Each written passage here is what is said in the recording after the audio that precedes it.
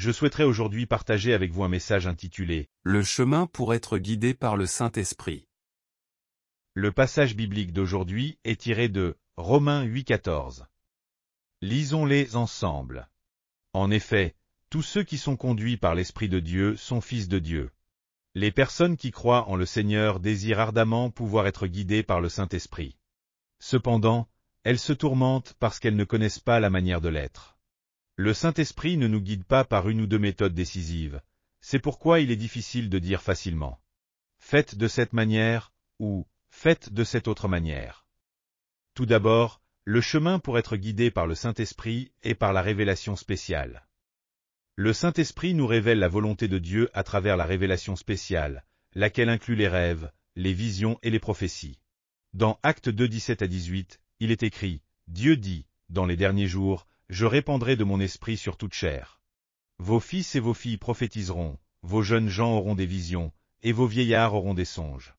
En ces jours-là, je répandrai de mon esprit sur mes serviteurs et sur mes servantes, et ils prophétiseront. » Dieu nous parle à travers les rêves. Lorsqu'il a annoncé la naissance de son Fils, Jésus-Christ, il l'a révélé à Joseph par un rêve. De même, lorsqu'Hérode cherchait à tuer Jésus, Dieu a ordonné par un rêve à Joseph de fuir en Égypte. Plus tard, après la mort d'Hérode, il lui a également révélé en songe qu'il pouvait retourner dans son pays d'origine. Mais alors, tous les rêves que nous faisons viennent-ils du Seigneur? Si nous considérons que tous nos rêves sont la parole de Dieu, nous commettons une grave erreur. Nous ne pouvons accepter un rêve comme une révélation divine que si Jésus ou un ange du Seigneur apparaît et nous transmet un message. Cependant, il arrive que Satan parle dans les rêves ou que nos propres pensées humaines influencent ce que nous rêvons. Un rêve peut être considéré comme une révélation véritable de Dieu uniquement si un ange du Seigneur ou Jésus y apparaît. Que le message est clairement transmis et qu'il ne contredit pas la parole de Dieu. Ensuite, il y a la vision. Une vision est une manifestation, où sans être endormie, une personne voit clairement devant ses yeux ce que Dieu veut lui révéler. Comme si elle regardait un film ou une émission de télévision. Dans Actes 10, 1 à 3, il est écrit « Il y avait à Césarée un homme du nom de Corneille, centenier dans la cohorte dite italienne. Il était pieux et craignait Dieu avec toute sa maison. Il faisait de nombreuses aumônes au peuple et priait Dieu continuellement. Vers la 9e heure du jour, il vit clairement, dans une vision, un ange de Dieu entrer chez lui et lui dire « Corneille ». Corneille, ce centenier de la cohorte italienne, croyait en Dieu, priait beaucoup et faisait de nombreuses œuvres de charité. Un jour, vers la 9e heure, c'est-à-dire vers 3 heures de l'après-midi, alors qu'il était en train d'accomplir un culte familial, un ange de Dieu lui apparut soudainement. Corneille fut surpris et effrayé, mais l'ange lui dit « Tes prières et tes aumônes sont montées devant Dieu, et il s'en est souvenu. Maintenant, envoie des hommes à Jopé et fais venir Simon, surnommé Pierre. » Ceci est une vision. Il ne faut pas non plus mal interpréter les visions, mais le Seigneur utilise aussi ce moyen pour nous parler dans des moments décisifs. Le Seigneur nous parle également par sa voix. Il arrive que nous entendions la voix de Dieu résonner dans notre cœur, ou qu'il nous parle à travers une prophétie sous forme de voix audible. Dans Actes 13, 1 à 3, il est écrit « Il y avait dans l'église d'Antioche des prophètes et des docteurs. Barnabas, Siméon appelé Niger, Lucius de Cyrène, Manaën, qui avait été élevé avec Hérode le tétrarque, et Saul. Pendant qu'ils servaient le Seigneur dans le jeûne et la prière, le Saint-Esprit dit « Mettez-moi à part Barnabas et Saul pour l'œuvre à laquelle je les ai appelés. » Alors, après avoir jeûné et prié, ils leur imposèrent les mains et les laissèrent partir. Les membres de l'église d'Antioche ont entendu la voix du Saint-Esprit. En obéissant à cette voix, ils ont mis à part Paul et Barnabas et les ont envoyés comme missionnaires. Quand j'exerçais mon ministère pastoral à Daejodong, j'ai entendu cette voix divine à plusieurs reprises. À cette époque, nous étions dans une situation misérable, priant sous une tente, assis sur des nattes de paille. C'était une pauvreté extrême. Quelques personnes, si démunies qu'elles n'avaient même pas de quoi se nourrir, se réunissaient pour le culte. Un jour, pendant la prière, Dieu me dit « Lève-toi et tends les bras ». Alors, j'ai obéi et j'ai tendu les bras. Ensuite, il me dit « Cours en cercle à l'intérieur de la tente ». Comme je ne comprenais rien mais que je voulais obéir, j'ai commencé à courir à l'intérieur de la tente. C'est alors que Dieu me parla. Un jour, tu parcourras le monde entier en avion pour prêcher l'Évangile. En entendant cette voix, je suis tombé à genoux, accablé. Je me suis dit, c'est absurde. Je ne peux même pas manger un bol de soupe en 3 jours. Et pourtant Dieu me dit que je vais voyager à travers le monde pour prêcher l'Évangile? Satan, arrière de moi. Mais plus tard, en continuant à prier, Dieu me parla à nouveau. Dans l'avenir, tu auras de nombreuses occasions de prêcher en anglais. Étudie donc l'anglais avec zèle. J'ai répondu dans la prière, Seigneur, j'ai déjà du mal à prêcher en coréen devant quelques personnes, alors comment pourrais-je prêcher en anglais? Cependant, Dieu ne cessa de me dire de me préparer à prêcher en anglais. Alors, par précaution, j'ai commencé à étudier sérieusement l'anglais. Et par la grâce de Dieu, à partir des années 1970 jusqu'à aujourd'hui, il m'a permis de parcourir le monde entier pour prêcher l'Évangile à toutes les nations. Ainsi, le Seigneur nous parle souvent par la voix de ses prophètes. Cependant, toutes les voix que nous entendons ne viennent pas du Saint-Esprit. Il est donc important de garder dans notre cœur les paroles que Dieu nous donne, de prier et de chercher la direction du Saint-Esprit. Enfin, le Seigneur nous parle à travers des révélations intérieures. Il s'agit d'une direction que Dieu nous donne en faisant surgir des pensées dans notre cœur. Dans Luc 2, 25 à 26, il est écrit. Or, il y avait à Jérusalem un homme appelé Siméon. C'était un homme juste et pieux, qui attendait la consolation d'Israël, et l'Esprit Saint était sur lui. Il avait été divinement averti par le Saint-Esprit qu'il ne mourrait point avant d'avoir vu le Christ du Seigneur. Cela signifie qu'une direction vient dans le cœur. Pendant la prière, sans que personne ne dise quoi que ce soit, une compréhension claire surgit dans le cœur. Beaucoup de personnes viennent me voir et me posent cette question. Pasteur, après avoir prié pour les malades, vous dites que telle ou telle maladie a été guérie. Mais comment pouvez-vous le savoir? Que voyez-vous? Si je peux dire avec certitude qu'une maladie a été guérie, c'est parce qu'une direction m'a été donnée intérieurement. Alors que mon esprit était complètement neutre et sans aucune pensée particulière, Dieu m'a donné une révélation. Lorsque Dieu me donne une direction, c'est comme lorsqu'un supérieur donne un ordre à son subordonné. Quand cette direction descend dans mon cœur, je l'aperçois clairement et distinctement. Je reconnais immédiatement, ceci est la voix de Dieu. C'est pourquoi je peux dire avec assurance que certaines personnes ont été guéries. Je ne peux ni agir de ma propre volonté, ni selon ma propre foi. Je ne fais qu'obéir aux instructions que Dieu me donne. Deuxièmement, le chemin pour être guidé par le Saint-Esprit est par le désir du cœur. Dans Philippiens 2,13, il est écrit, « Car c'est Dieu qui produit en vous le vouloir et le faire selon son bon plaisir. » En général, les gens reçoivent la direction de Dieu principalement par ce moyen. Le Saint-Esprit de Dieu fait naître en nous un désir ardent dans notre cœur. Bien sûr, nous avons tous des désirs ordinaires. Mais ici, il s'agit d'un désir particulier, une aspiration brûlante que Dieu place en nous pour une chose spécifique. Et si, malgré la prière, ce désir ne disparaît pas, mais qu'il est accompagné d'une joie et d'une paix profonde, alors nous pouvons considérer que Dieu nous parle à travers ce désir. Dans Philippiens 4, 6 à 7, il est écrit. Ne vous inquiétez de rien, mais en toute chose, faites connaître vos besoins à Dieu par des prières et des supplications, avec des actions de grâce. Et la paix de Dieu, qui surpasse toute intelligence, gardera vos cœurs et vos pensées en Jésus-Christ. Nos propres pensées ou celles du diable ne nous donnent jamais une paix profonde et abondante. Si un désir vient de nous-mêmes ou de l'ennemi, notre cœur reste agité et troublé. Mais lorsque Dieu parle, son message s'accompagne toujours d'une paix et d'une joie débordante. Même lorsqu'un désir inattendu naît dans notre cœur, si ce désir vient de Dieu, il sera toujours accompagné d'une paix profonde. Lorsque j'ai commencé la mission aux États-Unis, j'ai pensé qu'il fallait y établir de nombreuses églises. Cependant, comme il m'était impossible d'envoyer des serviteurs de Dieu depuis la Corée jusqu'aux États-Unis, un désir est né dans mon cœur, former des serviteurs de Dieu directement sur place. Un jour, je suis allé sur une petite île au large de Los Angeles et j'y ai prié en jeûnant toute la journée. Seigneur, si cela est ta volonté, accomplis cette œuvre. À ce moment-là, mon cœur est devenu extrêmement brûlant, un désir intense est monté en moi, et j'ai ressenti une joie et une paix profonde. Lorsque je pensais ne pas réaliser cette œuvre, mon cœur devenait triste et solitaire. Mais lorsque je réfléchissais à l'accomplir, mon cœur était rempli de joie et de paix, et le désir en moi ne disparaissait pas. Cependant, j'ai prié en disant, « Seigneur, ici, je n'ai pas d'argent, je n'ai pas de maison pour établir un séminaire biblique, je n'ai absolument rien. Si cette œuvre est réellement ta volonté, alors tu dois accomplir un miracle. Malgré cela, je continuais à ressentir une paix et une joie profonde dans mon cœur. Après avoir quitté l'île, j'ai organisé une petite réunion.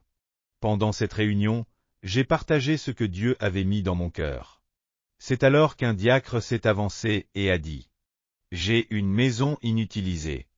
Vous pouvez l'utiliser pour établir votre séminaire biblique jusqu'à ce qu'il soit bien implanté. » Quand je suis allé voir la maison, elle était en très bon état. Ainsi, j'ai accepté cette offre, et c'est ainsi que j'ai commencé le séminaire biblique, qui est aujourd'hui devenu l'université Bethesda aux États-Unis.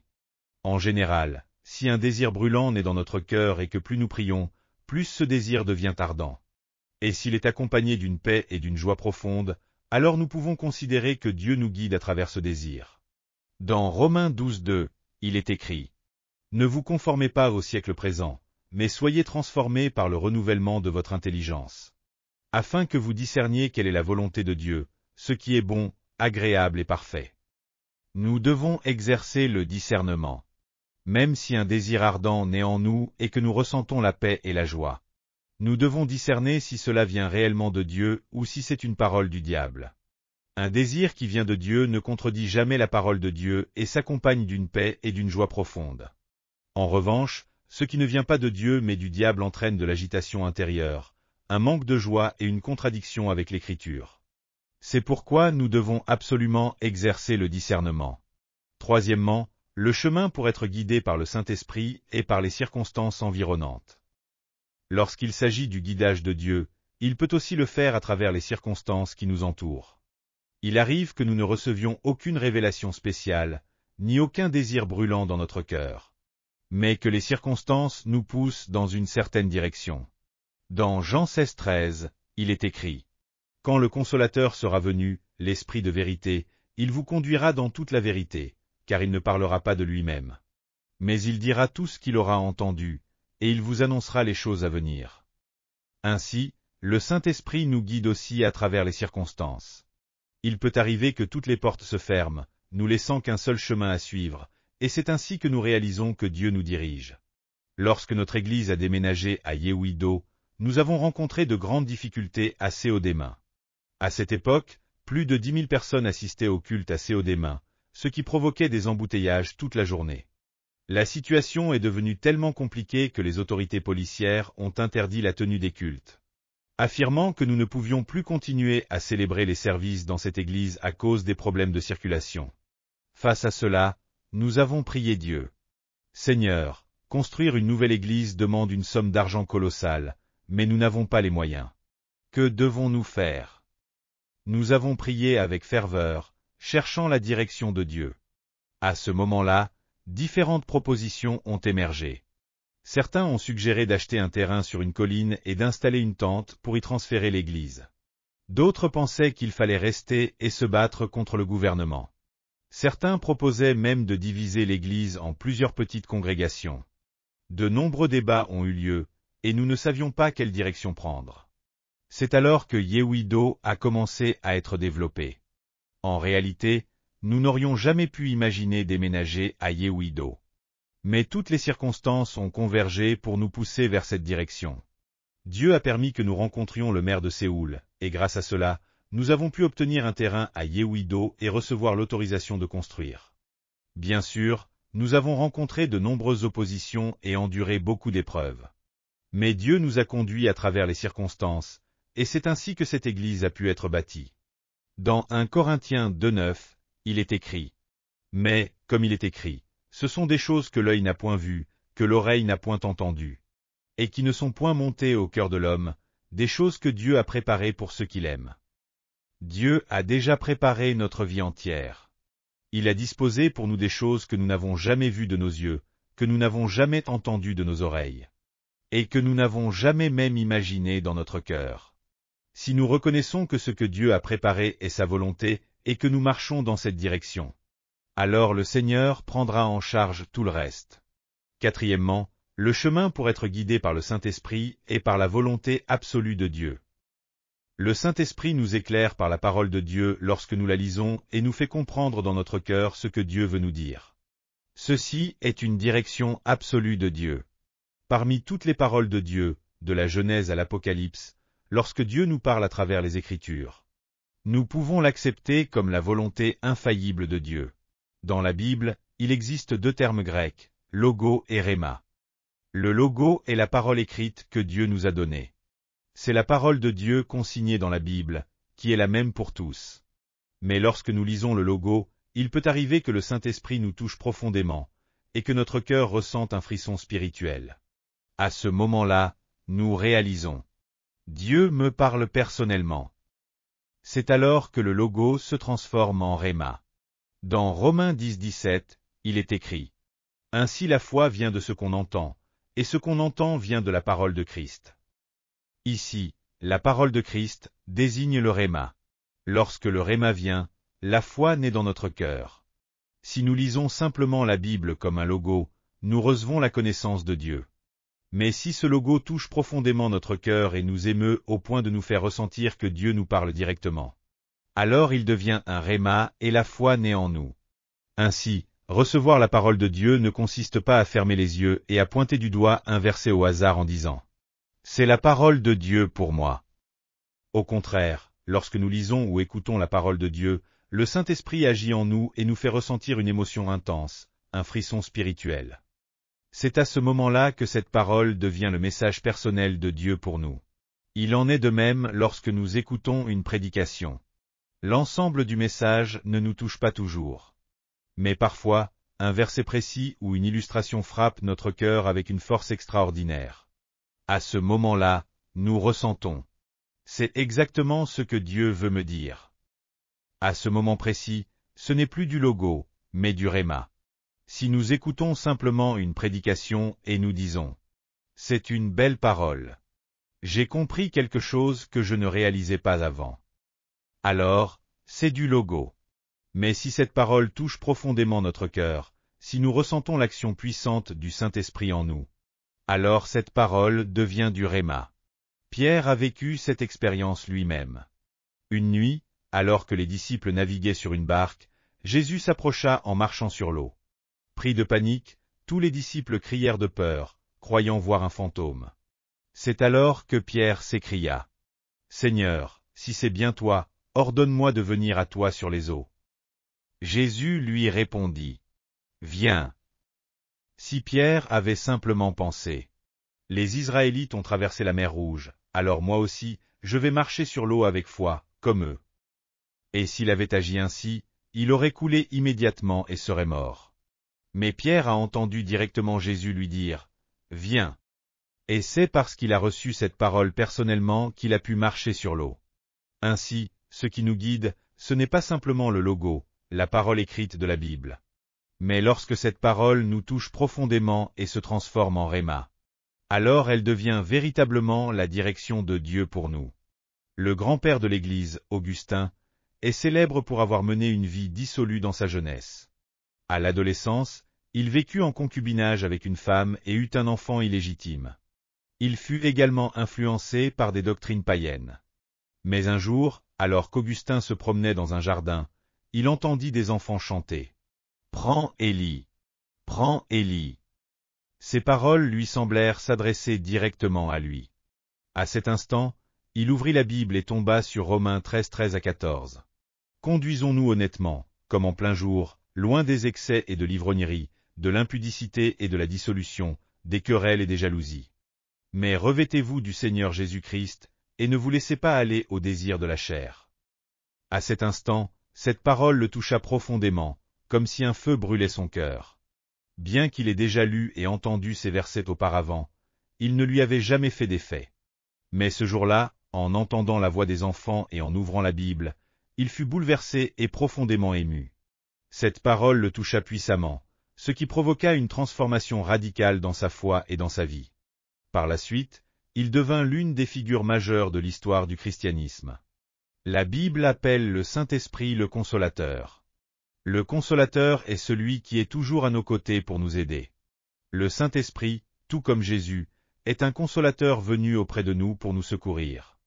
Lorsque Jésus est venu pour la première fois, il a tout accompli en portant la croix pour nous. Quant au Saint-Esprit, il est venu pour nous guider constamment en nous apportant la grâce parfaite que Jésus a déjà accomplie. Lorsque nous nous humilions devant Dieu, que nous le craignons sincèrement et que nous prions pour être guidés par lui, le Saint-Esprit nous dirige à travers la révélation spéciale, le désir du cœur, les circonstances environnantes, et la volonté absolue de Dieu exprimée par sa parole. Que ce soit dans notre vie personnelle, notre famille, la société ou notre quotidien.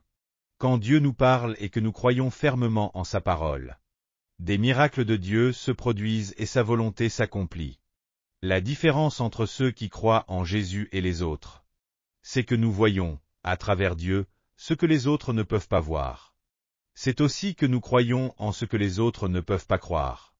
Ainsi, ceux qui vivent aujourd'hui sous la direction du Saint-Esprit et marchent par la foi, accomplissent des œuvres extraordinaires, dépassant toute imagination. Les miracles de Dieu se manifestent. Prions ensemble. Père céleste plein d'amour. Nous vivons sur cette terre comme des étrangers et des voyageurs, et il nous arrive souvent de nous égarer sans savoir quoi faire. Si le Saint-Esprit ne nous guide pas, nous serions totalement perdus et sans direction. Que le Consolateur, le Saint-Esprit, demeure toujours avec nous, nous aide et nous conduise. Nous croyons que si nous connaissons et croyons en ta volonté, alors ton œuvre se manifestera puissamment. Nous te prions, Seigneur, que de tels miracles se produisent afin que, dans cette époque difficile, nous relevions les défis avec courage. Nous te prions au nom de Jésus. Amen. Alléluia. Avez-vous reçu beaucoup de grâce à travers la parole? Je vous bénis de tout mon cœur au nom du Seigneur pour que vous soyez de plus en plus armés de la parole de Dieu et remplis du Saint-Esprit, afin que vous meniez une vie victorieuse dans ce monde. Si vous avez aimé cette vidéo, n'oubliez pas de vous abonner à la chaîne, d'activer les notifications et d'appuyer sur le bouton j'aime.